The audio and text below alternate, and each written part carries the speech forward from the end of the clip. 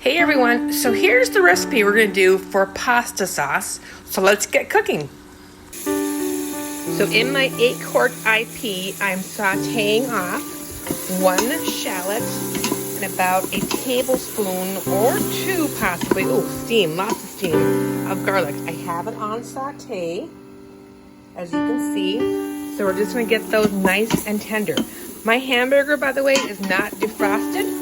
So I will show you how quickly this will cook in your IP. I added my hamburger to the IP, and as you can tell, it's still a frozen log. And here's just some basic spices we're starting with. I have salt, red pepper flakes, and some oregano. The other herbs and spices will come later in the cooking process. So in they go.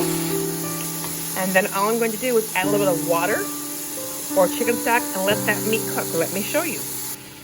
I personally prefer chicken broth because it adds another layer of flavor to the sauce. So let's add some broth.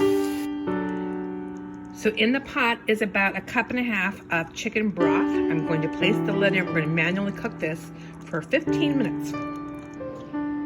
So this is fresh basil. I keep a pot growing by my kitchen sink.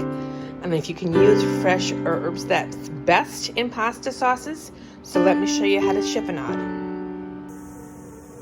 So I'm going to show you guys a technique to chiffonade basil. Chiffonade is just a way to cut it. So I have my leaves stacked on top of each other, and I'm going to roll them super tight because you want thin strips. This is about 8 leaves of basil.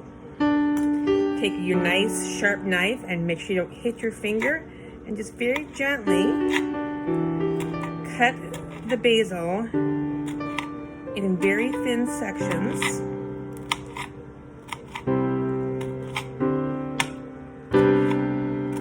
And what you're going to end up with is ribbons of basil.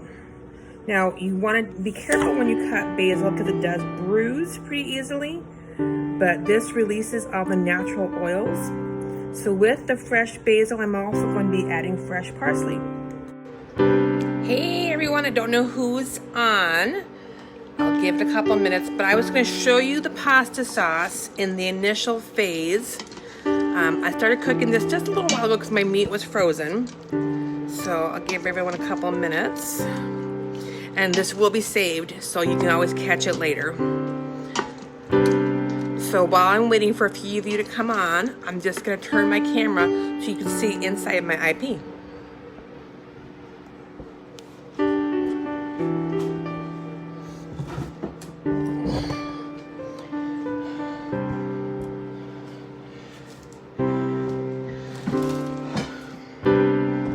Let's get that where you guys can see it better.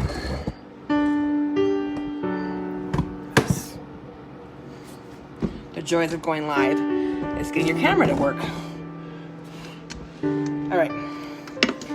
So I think you guys can see most of this. Let's do one more angle shot here.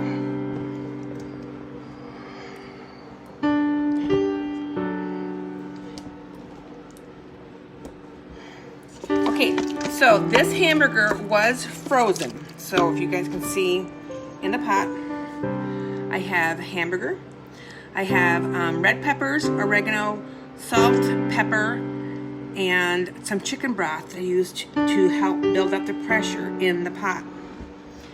I don't like this angle, you guys, sorry. So this was frozen, and I cooked it for 15 minutes, so the meat's not done all the way through yet, but we're gonna just finish up our sauce here to get this done. So I just did a video on how to chiffonade basil.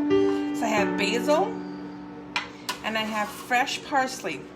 So I always encourage you to use fresh when you can, because it just adds another layer of flavor. And we're going to put that in. And then I also have pepperoni, which I know might be odd to some people, but I love pepperoni in my pasta sauce.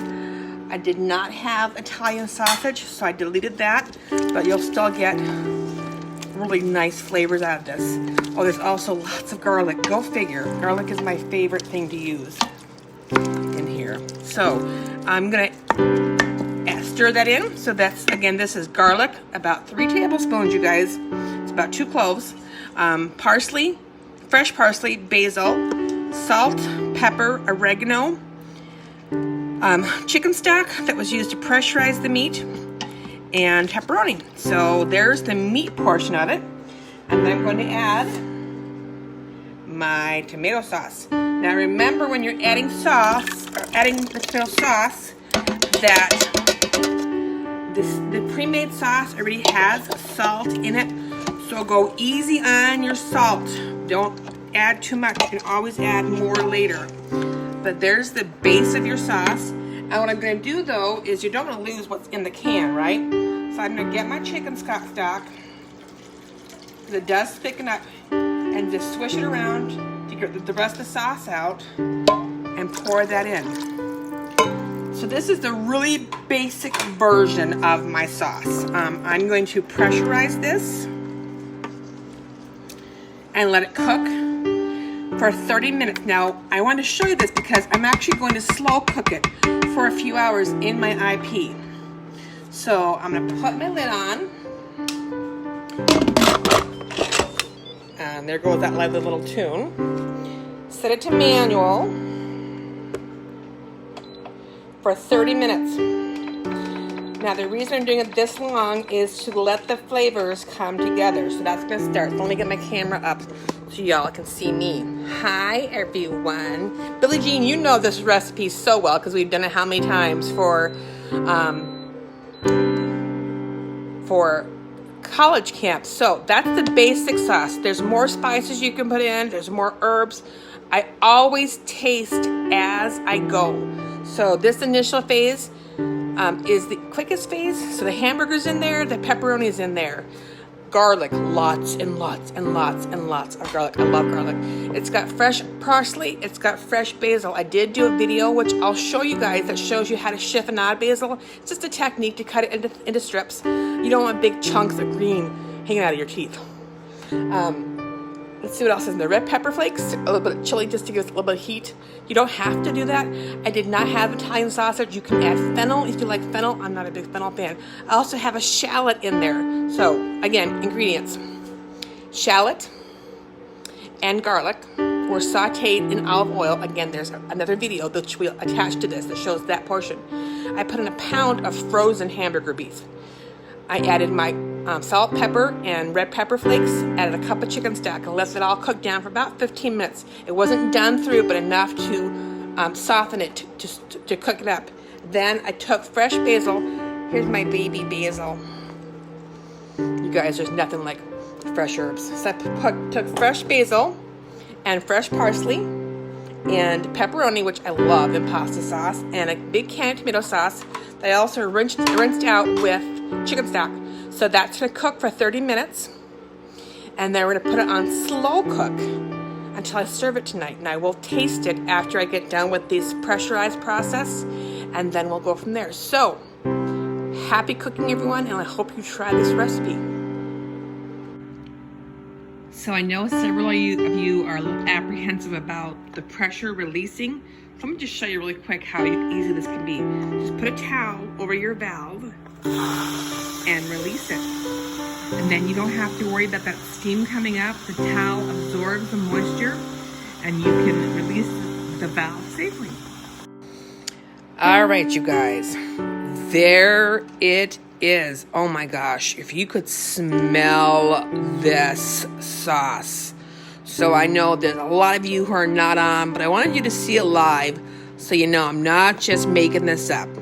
This sauce is rich, and I wish you had smell-o-vision. I'm going to flip the camera because I am one of those people that will not show you how to make a recipe if I won't taste it myself. So let me get some of the sauce on here. Now, if it's too acidic, a lot of tomato sauces have a lot of acid in them, so you might want to add a little sugar blast to see where we're at.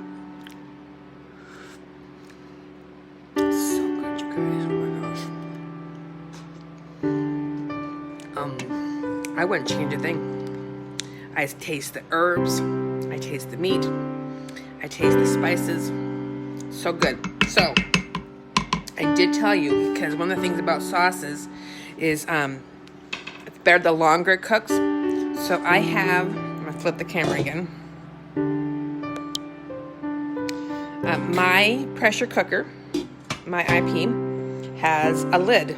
And this is a special lid. You can't just use your IP lid. This is a slow cooker lid that goes on top of the pot. So what I'm going to do is go down to my pot, and mine has multiple features.